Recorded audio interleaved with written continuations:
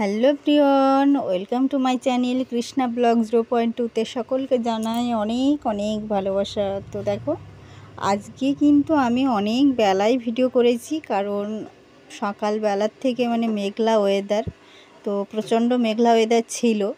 তো 11টা নাগাদ এই ভিডিওটা করলাম, তো যেহেতু একটু রোদ্দুর হালকা হালকা বার হয়েছে।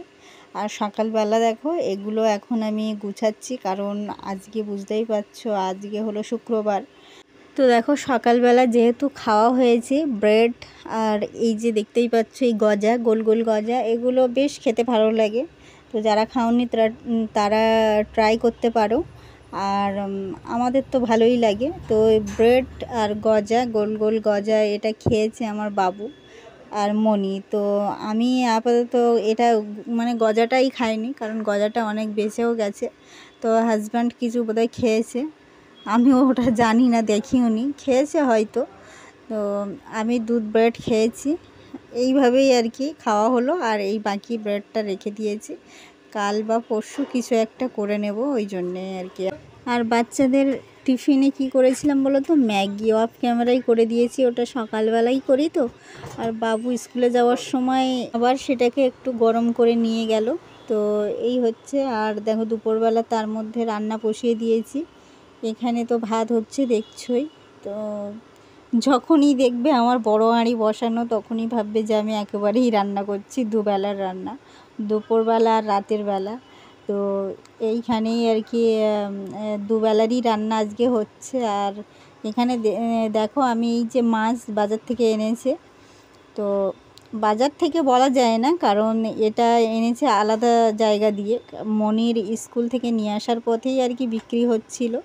তো সেখান থেকে এনেছে দেখো আমাদি মাছ, লাল আমাদি যেটাকে বলে, নদীর আমাদি। তো সেই মাছ এনেছে, এখন এই ভাজা করছি দাঁড়িয়ে দাঁড়িয়ে। তো এটা বেশ অনেকক্ষণ আর সময় সাপেক্ষ ব্যাপার, ধৈর্য নিয়েই আর কি করতে হবে। হলো তাড়াতাড়ি করলে কি বলো তো, মাছটা ভেঙে যাবে, এরকম আর কি। এই দেখো, এই লাল আমাদি, এই মাছটা একদম। তো কিছুটা করেছি, আর কিছুটা কড়াইতে আছে, আর কিছুটা গামলিতে। এই দেখো, এই ভাজা করেছি। আর নিয়ে এসেছে বাটা মাছ, তো এখানে আছে 8 পিস বাটা মাছ আছে। তো সব মিলিয়ে মিশিয়ে দুবেলার হয়ে যাবে, আমাদের 4 জন যেহেতু। তো বাটা মাছ এই চুনোছানা মাছটা না খাওয়াই হয় না বলতে গেলেই চলে। তো মনি এখন আস্তে আস্তে বড় হয়েছে, তো ওই জন্য আমি না একটু কড়া করে ভেজে নিচ্ছি, যে তাতে না বাচ্চা তো, বাবু তো বড়ই হয়ে গেছে, ও খেতেও শিখে গেছে, কিন্তু মনি এখনও খেতে শিখিনি। ওর একটু যে কোনো তাতে একটু কাঁটা লাগে প্রচণ্ড, আর এইসব মাছ ভাজতে গেলে না প্রচণ্ড তেলেরও দরকার হয়। তো এই মাছটা ভাবছি যে কাঁচা টমেটো দিয়ে টক করব। তো এটার ঝোল যে করব তা নয়, একদম চচ্চড়ি টাইপের, চচ্চড়ি টক যেটাকে বলে। তো এটাই শুধু জাস্ট আর কি, এটাই করব। আর এই মাছটা না মাখা খেতে অসাধারণ লাগে, তো এত মাছ তো খেতে পারবো না। আর যেহেতু চানা মাছ একদম ছোট ছোট, দেখতেই পাচ্ছ লাল আমাদি, তো যারা খেয়েছো তারা তো জানোই যে কেমন টেস্ট লাগে। তো এটা মাখার জন্য একটু রেখে দেবো, আর আজকে একটু খাবো। তো আজকে তো কাঁচা টমেটো দিয়ে বললাম তোমাদের করব। তো এটা ভাজতে না অনেকক্ষণ লাগে, আর বাচ্চাদের জন্য একটু কড়া করে ভেজে রাখবো, তো ওরা শুধু শুধু না খেতে খুব ভালোবাসে আর কি। আর একটা কথা না বললেই নয়, কি বলো তো, আমার মনি যে ভীষণ বায়না করছে, তোমরা হয়তো শুনতেই পাচ্ছ না, কিন্তু আমি রাঁধছি আর ও ঘরেই আছে যদুবা। তো আর বাবু তো স্কুলেই চলে গেছে। তো ও সরস্বতী পূজার দিনে শাড়ি পরবে, এটা ওর ভীষণ একটা উৎসাহ নিয়েই আর কি বলছে। তো গত বছর ও শাড়িটা কেনার বা পরার জন্য ভীষণ আর কি আগ্রহী ছিল, কিন্তু আমরা গত বছর না এতটা ছোট ছিল যে কিনে দিইনি আর কি। তো এবছর আর কি নাছোড়বান্দা একদম। তো এবছর ওকে শাড়ি দিতেই হবে। ও ভীষণভাবে আর কি, ওর বিশেষ করে বাবার কাছে ভীষণ আবদার রেখেছে। আমার কাছে তো বললে আমি অত আর কি পাত্তা দিই না, বাচ্চাদের যেটা ভালো লাগে তো সেটাই আমি দেওয়ার চেষ্টা করি। তো তার জন্যে আর কি বাবার কাছেই বলেছে আবদারটা। আর এখানে দেখো বাটা মাছটা আমি আলু আর বেগুন দিয়েই করব। তো এইভাবে কেটে নিয়েছি দেখো লম্বা লম্বা করে, বেশ অনেকটাই আর কি দুবেলার রান্না যেহেতু। আর এখানে দেখো আমার পাশে আমি রান্না করছি, তো নিচে বসে বসে ও ড্রয়িং করছে, একা একা ড্রয়িং করছে, লিখছে, এইসব আর কি করছে। তো আর কিছু হোমওয়ার্কও বাকি ছিল, তো সেইগুলো নিয়েই আমি বসিয়ে দিয়েছি যে এগুলো করো মনি। তো মানে সরস্বতী পূজার দিন তো পড়তেই পারবে না, আর তার উপরে তো এখন থেকে যা মানে সরস্বতী পূজার জন্যে ভীষণ উৎসাহ আর আগ্রহী, তো আনন্দে ওর আর কি পড়াশুনো কিছুই হচ্ছে না। স্কুলে আজকে টেস্ট ছিল, তো টেস্টে অনেক কম নাম্বার তুলেছে, ওই জন্যে আমি আগে বললাম যে তুমি পড়ে নাও। তো এই দেখো পড়তে বসেছে আর সেইগুলো আর কি দেখছে যে কত কম নাম্বার তুলেছে, এই দেখো। তো আমার রান্না চলছে অলরেডি, দেখতেই পাচ্ছ। আর তার মধ্যে নিচে মনিকেও পড়া দেখিয়েই যাচ্ছি, কারণ মায়েদের সত্যি অনেক চিন্তা হয় বাচ্চারা যখন একটু স্কুলে কম নাম্বার তোলে, তো সত্যি ভীষণ একটা চিন্তা হয় যে কিভাবে সবটা ম্যানেজ করব, এ তো ভীষণ একটা চিন্তা। তো যাই হোক, সব মিলিয়ে মিশিয়ে দেখা যাক।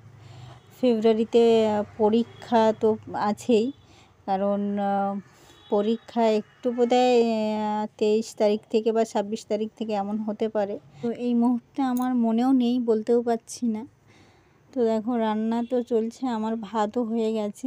তো আমি যেহেতু ফ্যানটা ঝাড়ি না, মানে ফ্যান ঝেড়ে ফেলে দিই না, জানো তো, আমি সম্পূর্ণ সব সময় মিষ্টি মারাই ভাত করি।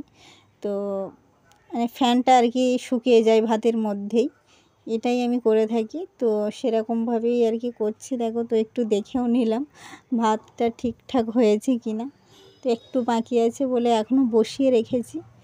আর দেখো আমার সবজিতে আমি জল দিয়ে দিয়েছি, তো এবারে ঢেকেও দেব।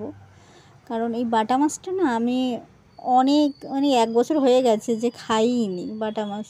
তো 1 বছর পরেই আনলো, ভেবেছিলাম যে একটু পাতলা ঝাল টাল করে নেব, কিন্তু আবার দুবেলার রান্না তো, আর বিশেষ করে এই সময়টা মানে শরীরে একটু রেস্টটাও কম পাচ্ছে, যেহেতু একই শীতকাল, ছোটোবেলা তো অনেকটা বেশ বেলা অনেকটা কি একটু বেড়েছে আর কি, অনেকটা বলা যায় না এখনও।